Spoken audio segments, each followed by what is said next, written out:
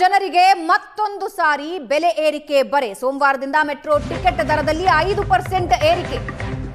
Metro ದರ ಏರಿಸಿ ಸರ್ಕಾರದಿಂದ ಅಧಿಕೃತ ಆದೇಶ. ಮೆಟ್ರೋ ಟಿಕೆಟ್ ದರ ಹೆಚ್ಚಳಕ್ಕೆ ಪ್ರಯಾಣಿಕರು ಆಕ್ರೋಶ ಹೊರಹಾಕಿದ್ದು, ಕಳೆದ ವರ್ಷ ಫೆಬ್ರವರಿ 9ನೇ ತಾರೀಕು ದರ ಏರಿಸಿತ್ತು ಬಿಎಂಆರ್ಸಿಎಲ್. ಮೆಟ್ರೋ ಶೇಕಡ 101ರಷ್ಟು ದರ ಏರಿಕೆ ಮಾಡಿತ್ತು ಬಿಎಂಆರ್ಸಿಎಲ್. ಗರಿಷ್ಠ ಟಿಕೆಟ್ ದರ 90 ರೂಪಾಯಿಯಿಂದ ಈಗ 95 ರೂಪಾಯಿಗೆ ಏರಿಕೆಯಾಗುತ್ತೆ. ಕನಿಷ್ಠ ಟಿಕೆಟ್ ದರ 10 ರೂಪಾಯಿಯಿಂದ ಹೊಸ ದರ 11 ರೂಪಾಯಿಗೆ ಏರಿಕೆಯಾಗುತ್ತೆ. ಶೇಕಡ 5ರಷ್ಟು ದರ ಏರಿಕೆ ಮಾಡಿ ಆದೇಶ ಹೊರಡಿಸಿದೆ ಬಿಎಂಆರ್ಸಿಎಲ್.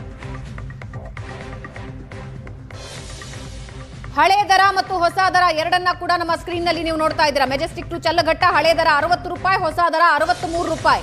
ವೈಟ್ ಫೀಲ್ಡ್ ಟು ಚಲ್ಲಘಟ್ಟ 90 ರೂಪಾಯಿ, ಹಳೆ ದರ 95 ರೂಪಾಯಿ, ಹೊಸ ದರ. ಸಿಲ್ಕ್ ಇನ್ಸ್ಟಿಟ್ಯೂಟ್ ಇಂದ ಮಾದಾವರಕ್ಕೆ 90 ರೂಪಾಯಿ, ಹಳೆ ದರ 95 ರೂಪಾಯಿ, ಹೊಸ ದರ.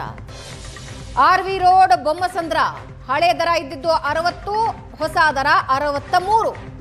ಮೆಜೆಸ್ಟಿಕ್ ಟು ವೈಟ್ ಫೀಲ್ಡ್ ಹಳೆ ದರ 80, ಹೊಸ ದರ 84 ರೂಪಾಯಿ. ಮೆಜೆಸ್ಟಿಕ್ ಟು ಬೊಮ್ಮಸಂದ್ರ 80 ರೂಪಾಯಿ, ಹಳೆ ದರ, ಹೊಸ ದರ 84 ರೂಪಾಯಿ. 5% ಏರಿಕೆ.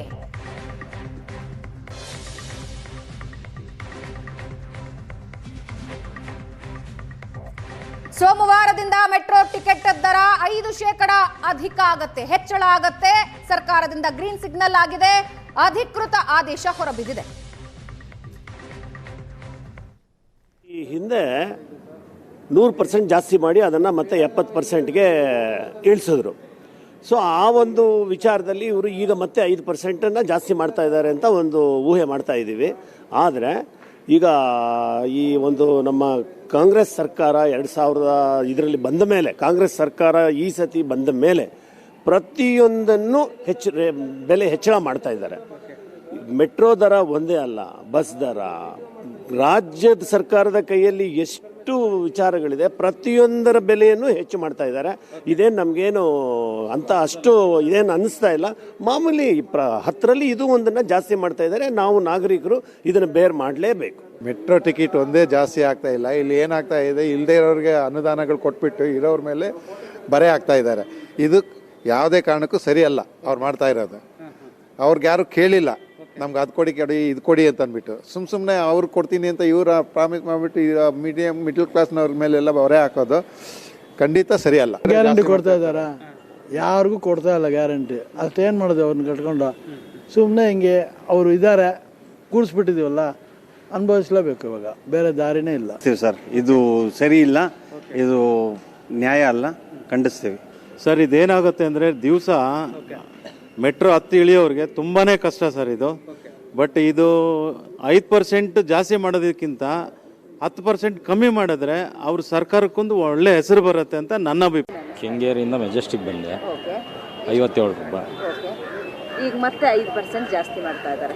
ಅವಾಗಲೇ 45% ಜಾಸ್ತಿ ಮಾಡಿದ್ರಲ್ಲ ಮೇಡಮ್.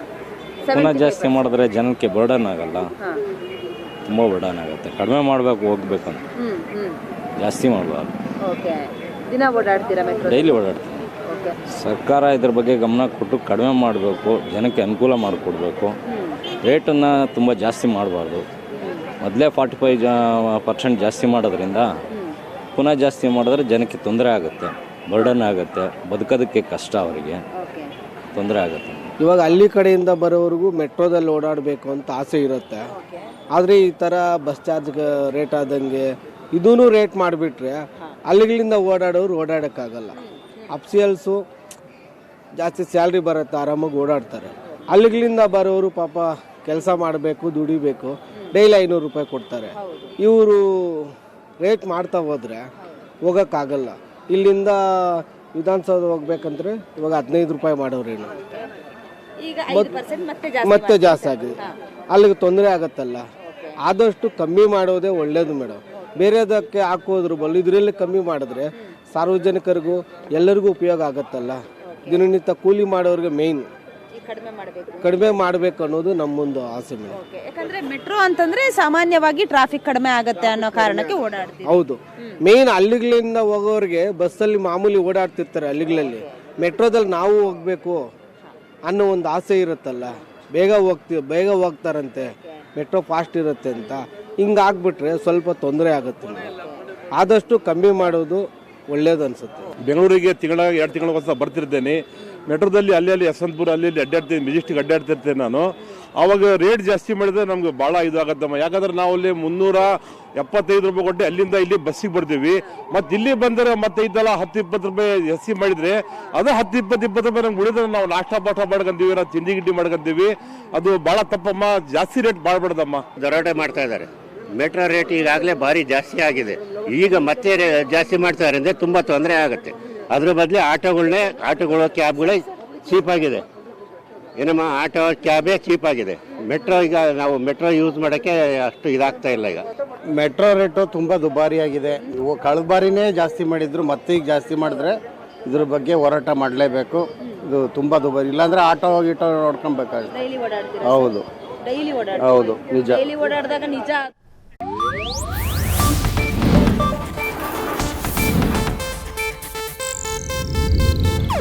ಇದು ಏಷ್ಯಾನೆಟ್ ನ್ಯೂಸ್ ನೆಟ್ವರ್ಕ್ ಪ್ರಸ್ತುತಿ.